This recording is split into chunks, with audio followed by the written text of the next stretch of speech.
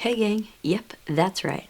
I'm going to give you all of my final predictions in all 23 categories in under 20 minutes. Why am I doing it this way? Well, it's definitely not my preferred option, yet I know how busy you all are and how busy I am. Basically, I apologize because I've been hosting my 8th annual viewing party where we watch 10 of the feature films for the Oscars starting at noon on Friday all the way up until the Oscars start on Sunday. So I've been a little busy, but that doesn't stop me from wanting to get these final predictions out there and wanting to know what you guys are thinking. So no excuse, it definitely will not happen this year, so please continue to like, subscribe, hit the little bell to get notifications. But right now, I'm going to give you all of my winners and the reasons why I'm choosing who I'm choosing. Because even with this being last minute, I still had to use my head and not my heart and some data to pick the right ones. So I can win because, well, duh, I want to win.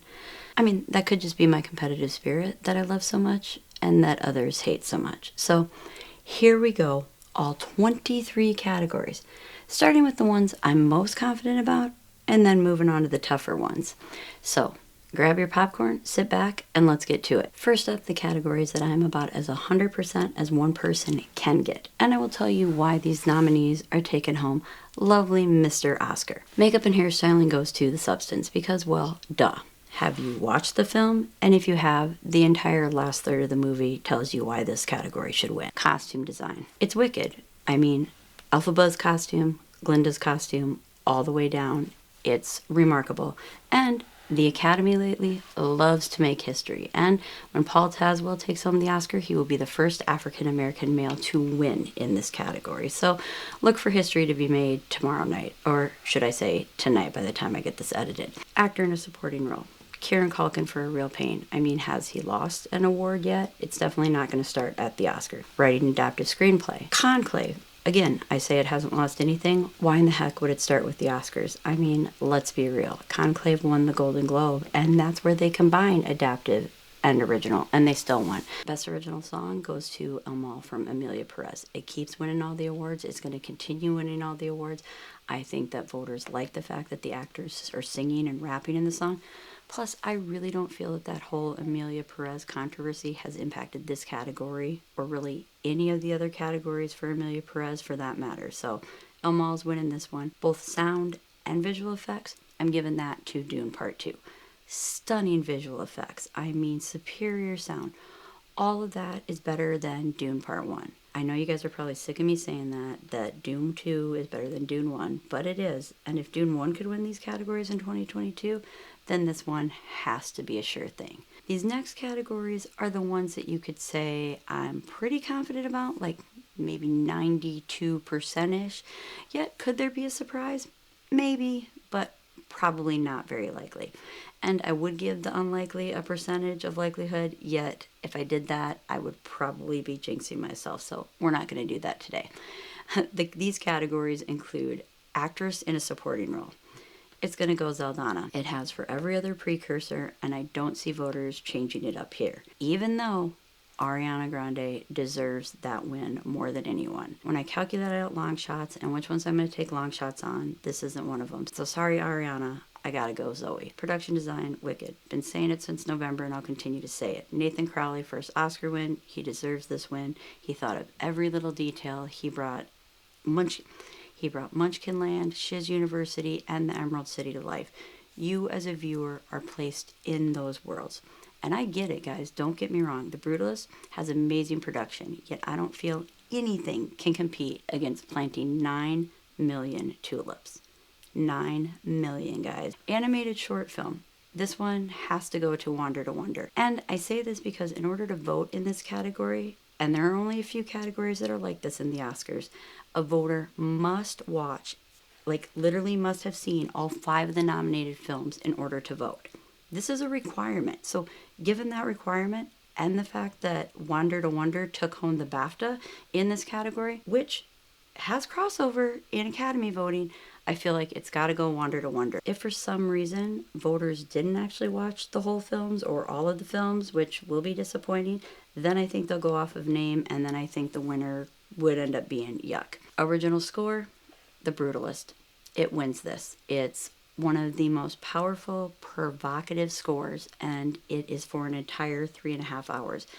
I honestly think that part of the reason why this film doesn't feel long and like it drags on is because of the score. If it would lose, it could lose to either Conclave or The Wild Robot. If we look at what pundits are picking, both are good, and I think voters could be divided, yet really the only one that I think would have a chance at beating The Brutalist would be Conclave, yet I gotta go with The Brutalist for the win here. Cinematography, I'm also gonna give to The Brutalist, simply because the gorgeous camera work with those beautiful buildings and the architecture, it's like so vivacious, and I mean, the movie is about an architect, so I guess it's maybe fitting that cinematography highlights that so beautifully. Now for the categories that I consider challengers.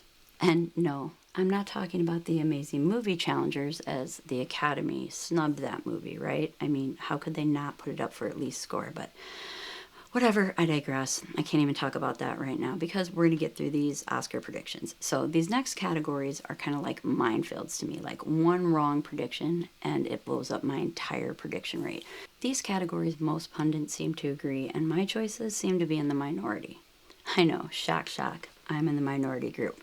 But I used logic, I looked at data to get to my decision, and I get it, these are long shots, but I think these are the long shots that people should take. Who knows? I mean, I guess we just got to give it a try. So the first of these categories, international feature film. I know it seems weird. I would consider this one of the easier categories.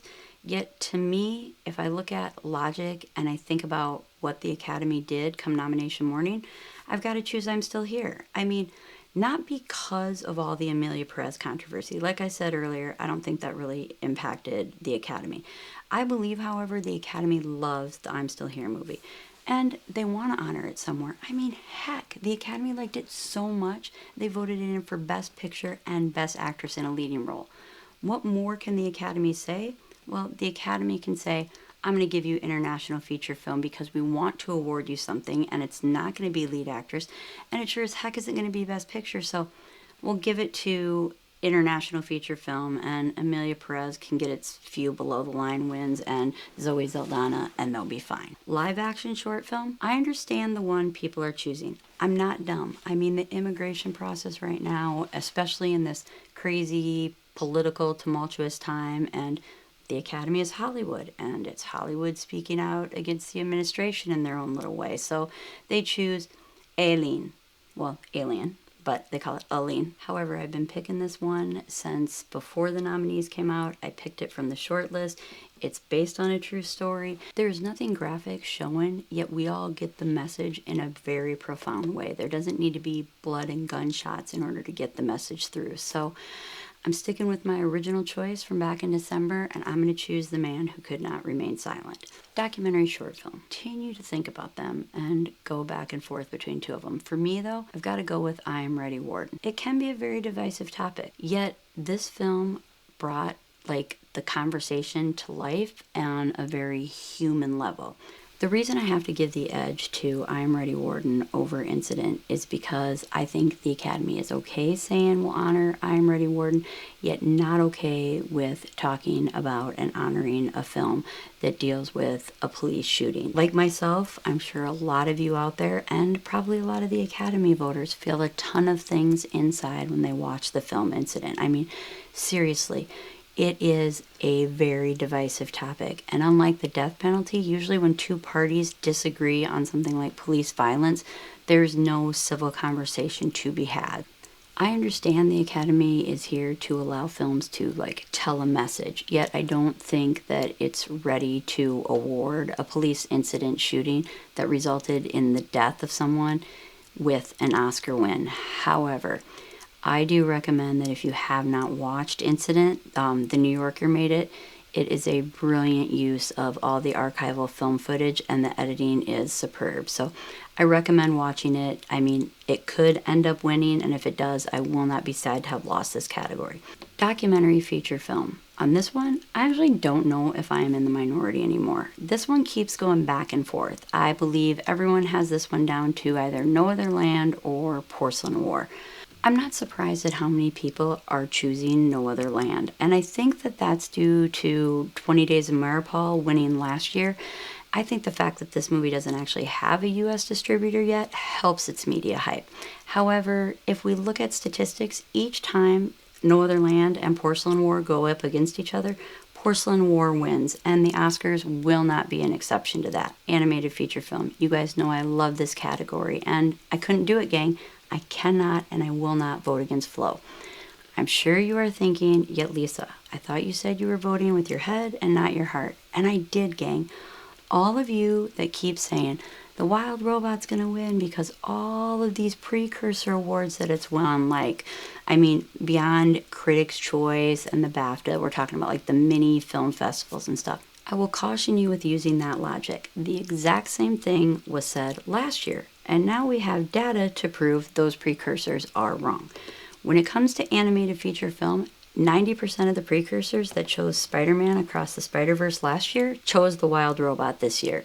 And they were all wrong because the Oscar went to The Boy and the Heron. When it comes down to this category, it's like David versus Goliath. And with the newer, expanded Academy voting body, more international voting body, Flow continues to grow and it continues to win big awards. It won Golden Globes. And I mean, it got nominated not only for animated feature film, yet international feature film from a country that had never entered this category ever before, and it got in. Good job, Latvia.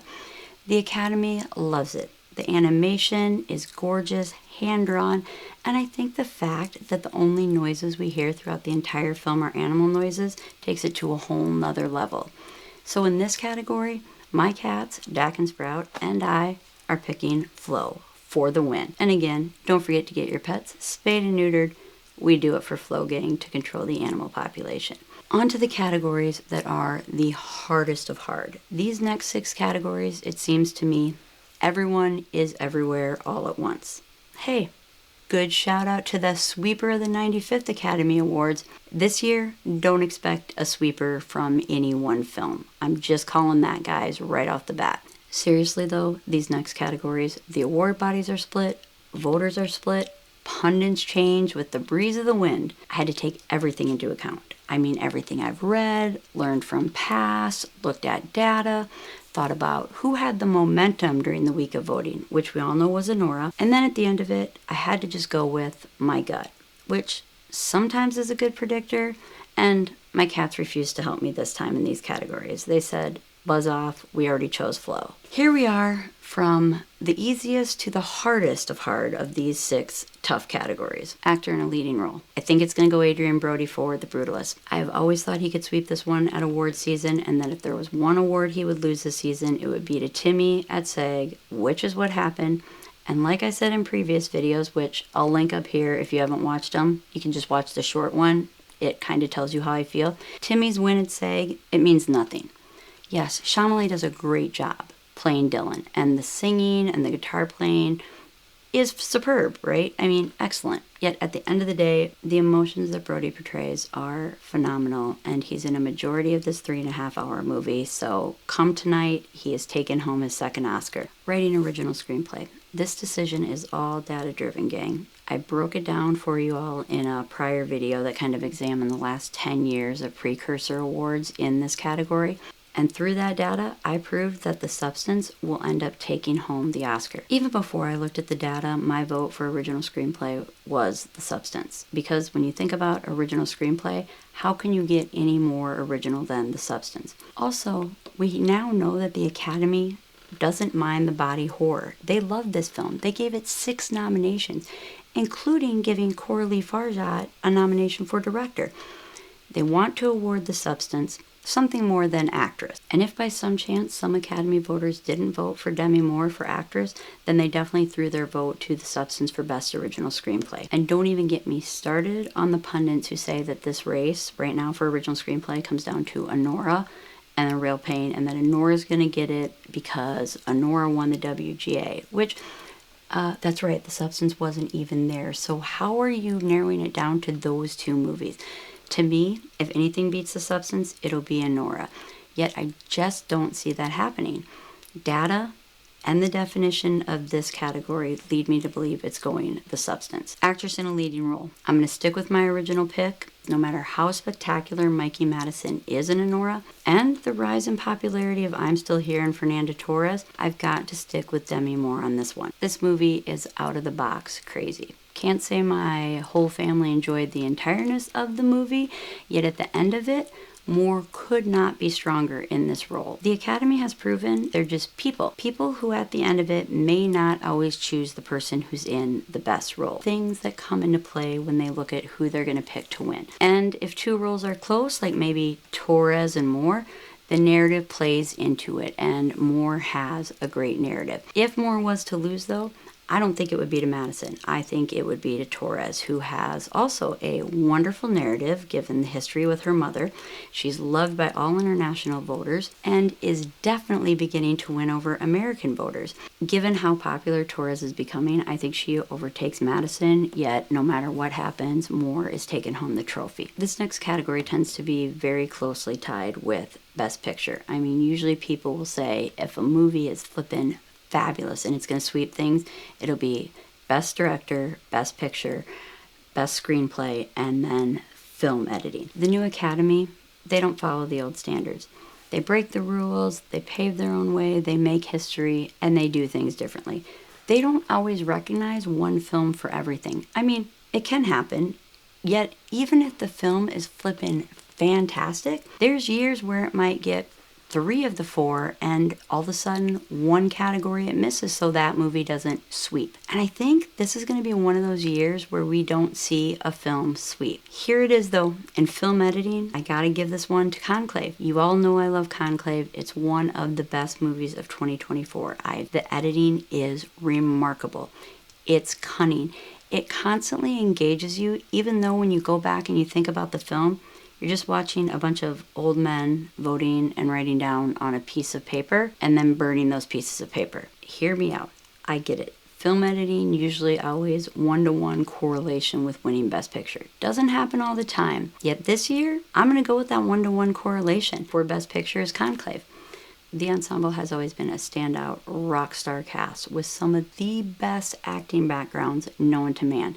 And I am not just saying this because Conclave just won the SAG Ensemble, which I did predict. Their actors got nominated this year. They might not have won. That's okay, because all it means is that compared to the other competition and the movie in its entirety, one person didn't stand out. Yet together, they made that movie fabulous, and it appeals to the most people. We also have to remember the way Oscar voting for Best Picture works. It is the only category at the Oscars that uses preferential ballots. If we think about that, I think people love this movie.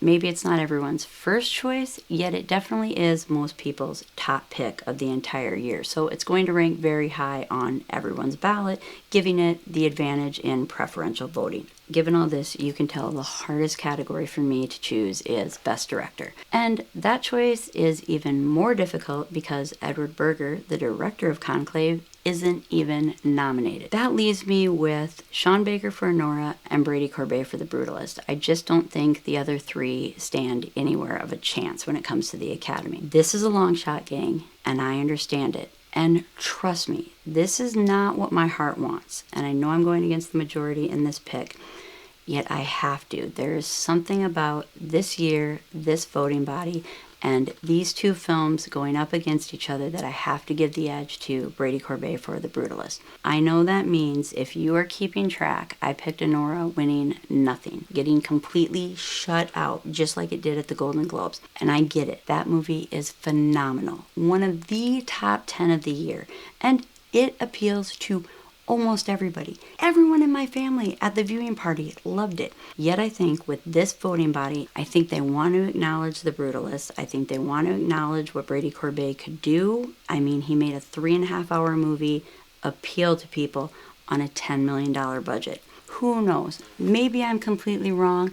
Those are my Oscar predictions. What did you all think? Do you agree? Do you disagree? Who are you picking? Let me know in the comments. And please, don't forget to subscribe, hit the little bell for notifications so you don't miss my Oscar reaction video. Will I end up looking like a rock star or looking like someone who's been living under a rock who knows nothing about films? Guess we'll see real soon. All of the films, all of the categories through my Oscar obsessed ADHD point of view. Thanks for joining, and until next time.